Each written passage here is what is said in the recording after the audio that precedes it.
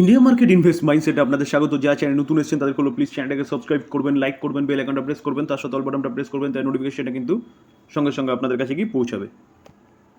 Sir নিফটিকে দেখলে দেখা যাবে নিফটি আজকের দিনে কিন্তু প্রায় 3%-এর কাছাকাছি এখনও পর্যন্ত একটা আফসাইড মুভমেন্ট দেখিয়েছে, অলমোস্ট 650 পয়েন্টের ওপরে। তো এতটা আফসাইড মুভমেন্ট দেখিয়েছে, কালকে কিন্তু আমরা দেখেছিলাম প্রায় 6%-এর কাছাকাছি কিন্তু পড়েছিল, সেখানে আজকে নিফটি 3%-এর ওপরে কিন্তু একটা আফসাইড মুভমেন্ট দেখাচ্ছে। তো হঠাৎ কী হলো, মার্কেটে এরকম একটা বাউন্স ব্যাক দেখা গেল। স্যার আমরা যদি সেন্সেসকে দেখি তাহলে দেখলে দেখা যাবে, দেখুন এটাও কিন্তু 3%-এর কাছাকাছি একটা আফসাইড মুভমেন্ট দেখিয়েছে। তো কন্টিনিউয়াসলি দেখলে দেখা যাবে আজকে কিন্তু সেই দিকেই ছুটেছে, এবং ইন্ডিভিজুয়ালি কোম্পানিগুলো দেখলেও কিন্তু দেখা যাবে যে একটা ভালো মুভমেন্ট দেখাচ্ছে।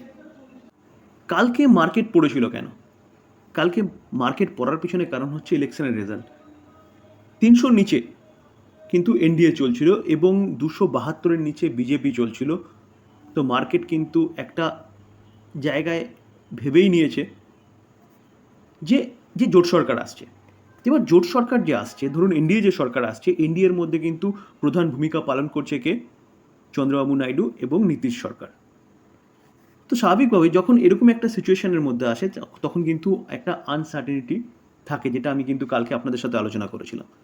যদি যে দুজন জোট রয়েছে, বড় জোট বলতে পারেন, চন্দ্রবাবু নাইডু এবং নীতিশ সরকার, তারা যদি এনডিএ থেকে বেরিয়ে যায় তাহলে কিন্তু গভর্নমেন্ট টিকিয়ে রাখা সম্ভব হবে না, বা গভর্নমেন্ট তৈরি করা সম্ভব হবে না, সরি। তো স্যার গভর্নমেন্ট যদি তৈরি করা সম্ভব না হয়, তাহলে মোদিজি যদি না আসে, তাহলে মার্কেটের এক্সপেকটেশন কিন্তু ফুলফিল হবে না। যার জন্যই কাল কিন্তু মার্কেট এরকম পড়েছিল, যতক্ষণ না পজিটিভ নিউজ বা ভালো খবর পাওয়া যাচ্ছে। তো সেই খবরটা কিন্তু মোটামুটি পাওয়া যাচ্ছে। চলুন কী পাওয়া যাচ্ছে সেটা দেখি। প্রথমত বলে রাখি স্যার, এই যে খবরটা পাওয়া যাচ্ছে এটা কিন্তু সোর্সের মাধ্যমে পাওয়া যাচ্ছে। কি পাওয়া যাচ্ছে? যে চন্দ্রবাবু নাইডুর সাথে কিন্তু বিজেপির কথাবার্তা চলছে, এবং চন্দ্রবাবু নাইডু কী চাইছে? ডিমান্ড করছে স্পিকারের পোস্ট। স্বাভাবিকভাবেই দুজনকে নিয়ে যদি সরকার গঠন করতে হয়, দুজন মেজর পার্টিকে নিয়ে, তো এইগুলো কিন্তু বিজেপিকে কনসিডার করতেই হবে। তার পাশাপাশি বলছে কি, যে এনডিএ এখনও পর্যন্ত কিন্তু চন্দ্রবাবু নাইডুর সাথে এখনও পর্যন্ত কোনো রকম কোনো কথাবার্তা বলেনি। অর্থাৎ বলতে পারেন যে চন্দ্রবাবু নাইডু কিন্তু এনডিএতেই আসছে, এবং তারা ডিমান্ড করেছে কি? স্পিকারের পোস্ট। তার পাশাপাশি এনডিএর আরেকটা শরিক দল জেডিইউ, যার হেড বলতে পারেন নীতিশ কুমার, তো তিনি কি বলছেন? যদিও বা এই খবরটাও কিন্তু সোর্সের মাধ্যমে পাওয়া যাচ্ছে। তারা বলছে কি, এনডিএতে তারা যোগদান করবে, অবশ্যই করবে, কিন্তু তাদের একটা ডিমান্ড আছে। এখানেও কিন্তু তারা একটা ডিমান্ড দেখাচ্ছে। চলুন ডিমান্ডটা কি সেটা একটু দেখি। দেখুন, জেডিইউর ডিমান্ড হচ্ছে রেলওয়ে মিনিস্ট্রি। অর্থাৎ রেলওয়ে মিনিস্ট্রি কিন্তু এই জেডিইউর কাছে যেতে পারে। এখনও যেতে পারে কেন বলছে? এটা হচ্ছে তাদের ডিমান্ড। তারা কি বলছে দেখুন, এই যে কথাটা বলছে এটা কিন্তু জেডিইউর স্পোক পারসন বলছে। এবং তার পাশাপাশি তারা কি বলছে? তারা বলছে যে কি, Nitish Kumar has done great work in the railway department. কখন? অটল বিহারী বাজপেয়ীর সময়। তো তারা এটা বলছে যে অটল বিহারী বাজপেয়ীর সময় কিন্তু নীতিশ কুমার রেলের জন্য খুব ভালো কাজ করেছিল, তার জন্যই কিন্তু তারা রেল মিনিস্ট্রি চাইছে। এই স্পোক পারসনটাকে, স্পোক পারসন যে সে হচ্ছে অরবিন্দ নিষাদ, এবং তিনি এক্সক্লুসিভ ইন্টারভিউ দিয়েছে কোথায়? CNBC TV 18। অর্থাৎ বলতে পারেন যে সিএনবিসি টিভি 18-এর মাধ্যমে কিন্তু এই খবরটা আমরা জানতে পারছি। দেখুন স্যার, 2024-এর লোকসভা ইলেকশনের রেজাল্ট যদি দেখেন, তাহলে ভারতীয় জনতা পার্টি 240 পেয়েছে। তো ভারতীয় জনতা পার্টি 240টা সিট পেয়েছে, এবং তার পাশাপাশি দেখলে দেখা যাবে, দেখুন জেডিইউ কটা পেয়েছে? 12টা সিট পেয়েছে। আর স্যার টিডিপি 16টা সিট পেয়েছে। তাহলে 12 আর 16 হচ্ছে 28টা, যেটা কিন্তু স্যার নির্ণায়ক সিটে পৌঁছে দিচ্ছে এনডিএকে। তো এইখানে স্যার এই দুটো পার্টির ডিমান্ডকে কিন্তু মানতেই হবে বিজেপিকে। তো স্যার সেরকমই কিছু হতে চলেছে, তার জন্যই কিন্তু মার্কেট বলতে পারেন আজকের দিনে এতটা ভালো আপসাইড মুভমেন্ট দেখিয়েছে। তো স্যার এবার প্রশ্ন হচ্ছে যে মার্কেট তো এত ভালো আপসাইড মুভমেন্ট দেখিয়েছে, কালকে মার্কেট পড়েছিল, যাদের কাছে পিএসইউ কোম্পানিগুলো ছিল সেগুলো কিন্তু খুব ভালো গিরাবট দেখিয়েছে। কারণ ডিফেন্স সেক্টরে প্রায় প্রতি কটা কোম্পানির 15-20% পড়েছে।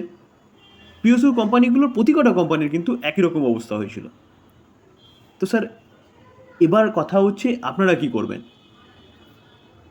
দেখুন স্যার, পিএসইউ কোম্পানিগুলোতে ভরে ভরে ইনভেস্টমেন্ট কেন হচ্ছিল? ডিফেন্স সেক্টরে ভরে ভরে ইনভেস্টমেন্ট কেন হচ্ছিল? বা বলতে পারেন রিনিউয়েবল সেক্টর বলুন, রেল সেগমেন্টে বলুন, কেন হচ্ছিল? কারণ গভর্নমেন্ট সেগুলোকে নিয়ে কাজ করছিল। তো যেই গভর্নমেন্ট কাজ করছিল সেই গভর্নমেন্ট কিন্তু প্রেজেন্ট সরকার গঠন করতে চলেছে বলতে পারেন। তো সেই জায়গায় দাঁড়িয়ে স্যার গভর্নমেন্ট যে লক্ষ্যমাত্রা নিয়ে এগোচ্ছে সেই লক্ষ্যমাত্রার দিকেই কিন্তু আবারও ছোটার ইঙ্গিত অলরেডি মোদিজি কিন্তু দিয়ে দিয়েছে। দেখুন স্যার, এই আর্টিকেল দেখলে দেখা যাবে জুন 4, 2024, 21টা 11 মোদিজির যে ভাষণ দিচ্ছিলেন তাতে কি বলেছে? We will not stop till defence sector become self reliant. তাহলে আত্মনির্ভরের ব্যাপারটা কিন্তু ডিফেন্স সেক্টরে গভর্নমেন্ট বলছে কি যে সেটা কিন্তু নন স্টপ, অর্থাৎ স্টপ হবে না, সেটা কন্টিনিউ চলবে। তাহলে বলতে পারেন যে ডিফেন্স সেক্টরে যেখানে আত্মনির্ভরের কথা বলছেন এবং আত্মনির্ভরের কথার মাথায় রেখে গভর্নমেন্ট কিন্তু একের পর এক অর্ডার দিচ্ছিলেন বা পাচ্ছিল পিএসইউ কোম্পানিগুলো, যার জন্যই কোম্পানিগুলো কিন্তু এত ভালো আফসাইড মুভমেন্ট দেখিয়েছে। যেখানে কিন্তু প্রিভিয়াস গভর্নমেন্ট বা প্রিভিয়াস মানে পুরোনো দিনগুলোতে দেখলে দেখা যাবে যে গভর্নমেন্ট কিন্তু এরকম ডিসিশন নেয়নি, যেই ডিসিশনটা এই গভর্নমেন্ট নিয়েছিল এবং সেই অনুযায়ী কাজ করছিল, একের পর এক অর্ডার পাচ্ছিল, তাদের পিএনএল বাড়ছিল, ব্যালেন্স শিট বাড়ছিল, তার জন্যই কিন্তু কোম্পানিগুলো ছুটছিল। তো সেটা কিন্তু অব্যাহত থাকবে। সেক্টর বলেছে, কোনো স্টক বলেনি কিন্তু। তো ডিফেন্স সেক্টরের কোম্পানিগুলোতে যেরকম অর্ডার আসছিল সেরকম কিন্তু আসতে থাকবে বলতে পারেন। দেখুন স্যার, কালকের স্পিচে মোদিজির বক্তব্যতে কিন্তু গ্রিন এরিয়ার কথা লেখা আছে বা উঠে এসছে। দেখুন তিনি কিন্তু গ্রিন ইন্ডাস্ট্রিয়ালাইজেশনের কথা বলছে, অর্থাৎ থার্ড টার্মেও কিন্তু মোদিজি কিন্তু গ্রিন এনার্জির কথা বলছে। অর্থাৎ স্যার গ্রিন এনার্জির কোম্পানিগুলো কিন্তু আপনি আপনার রাডারে রাখতে পারেন। যেসব কোম্পানিগুলো কি পিএসইউ বলুন কি প্রাইভেট প্লেয়ার বলুন, এই কোম্পানিগুলো কিন্তু আপনি এই টার্মে মাথায় রাখতে পারেন। বা দেখুন স্যার, এর বিকল্প কিন্তু নেই। বর্তমানে সারা ওয়ার্ল্ড কাজ করছে। তো সেই জায়গায় দাঁড়িয়ে স্যার গভর্নমেন্টকে কিন্তু কাজ করতেই হবে রিনিউয়াল সেক্টর নিয়ে। তো রিনিউয়াল সেক্টরে যতগুলো কোম্পানি আছে সেসব কোম্পানিগুলো কিন্তু আপনি রাডারে রাখতে পারেন। তো স্যার যারা পিএসইউ কোম্পানিগুলো নিয়ে চিন্তাভাবনা করছিলেন তারা কিন্তু মোদিজির কথা অনুযায়ী বা তার বক্তব্য অনুযায়ী বোঝা যাচ্ছে তিনি যেভাবে চলছিলেন সেইভাবেই কিন্তু চালিয়ে যাবেন থার্ড টার্মটাও। হ্যাঁ, দুটো শরিক দল আছে, কিছু ডিসিশনের ক্ষেত্রে তাদের কাছ থেকে হয়তো মেবি বাধা আসতে পারে। কারণ আমি প্রথমেই দেখালাম যে রেলওয়ে সেক্টরে কিন্তু চাইছে কে? Nitish Kumar, railway ministry. তো সেই জায়গায় দাঁড়িয়ে ডিসিশন ওখানে কিছু হয়তো একটু গণ্ডগোল হতে পারে, মেবি নাও হতে পারে, কারণ পিএম যেটা বলবেন আশা করি সেটাই হবে। তো সেই জায়গায় দাঁড়িয়ে স্যার বলা যেতে পারে যেসব স্টকগুলো পিএসইউ স্টকগুলো আপনি আপনার রাডারে রেখেছিলেন বা পিএসইউ স্টকগুলো যেরকমভাবে চলছিল মেবি হয়তো সেরকমভাবেই চলতে পারে। তো সেই কোম্পানিগুলো কিন্তু আপনি রাডারে রাখতে পারেন। রিনিউয়েবল এনার্জি বলুন বা সোলার এনার্জি, তার মধ্যে বলুন উইন্ড এনার্জি যেসব কোম্পানিগুলো আছে বলুন বা থার্মাল বলুন, অবশ্যই রাডারে রাখবেন। এবং তার পাশাপাশি রেলওয়ে সেক্টরও রাডারে রাখতে পারেন এবং ডিফেন্স সেক্টরও কিন্তু রাডারে রাখতে পারেন। কারণ সেরকমই কিন্তু ইঙ্গিত পাওয়া গেল মোদিজির বক্তব্য থেকে। তো স্যার এখানে বাই রেকমেন্ডেশন একদম নেবেন না, কারণ যা ফ্যাক্ট সেটা নিয়ে আলোচনা করার চেষ্টা করলাম।